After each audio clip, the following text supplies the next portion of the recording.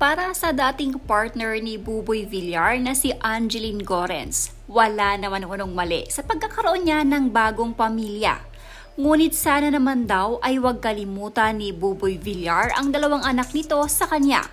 Matapos isapubliko ni Buboy ang relasyon nila ni Isay at ang pagkakaroon nila ng 3 gulang na anak ay hininga ng statement si Angeline Gorens ng entertainment website na pep.ph. Ayon sa interview kay Angeline Gorens na nilabas ng pep.ph ay nakasaad na buntis pa lamang umano ang non-showbiz girlfriend ni Buboy ay magkakilala na sila dahil pinakilala na ito sa kanila ng aktor. Maayos umano ang naging relasyon nila lalo na sa mga anak nila ni Buboy. Ngunit nagkaroon lang daw ng problema nang isinilang na ni Isay ang anak nila.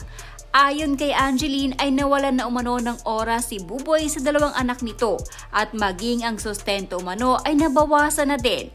May naging revelasyon din si Angeline kaugnay sa pag-aalaga ni Buboy sa kanilang dalawang anak. Ayon dito, walang katotohanan ang mga sinasabi ng aktor sa vlogs or interviews nito na siya ang nagbabantay o nag-aalaga sa kanilang dalawang anak. Dahil anya, ang totoong nag-aalaga dito ay ang kanyang mga kapatid at magulang. Sadyang ginagamit lamang daw ni Buboy ang kanilang dalawang anak na 7 taon at ang bunso ay 5 taong gulang para sa content at mga interviews nito. Nag-uusap kami ng personal nung last year nung buntis pa si Isay. Sinabihan pa nga namin alagaan niya eh. Kaya lang, nung lumabas na ang bata, binawasan ng sustento. Hindi na siya nakakadalaw sa mga bata, wala na siyang oras sa kanila. Ginagamit lang nila sa interview or content nilang dalawa. Tapos, lagi sa interview, pinapalabas ni Buboy siya nag-aalaga. Pero sa totoo lang, mama at papa ko at kapatid ko nag-aalaga sa mga bata. Bibisitahin na nga lang, inconsistent pa. Tapos, taking credit on taking care of the kids or having custody when that's not even close to the truth.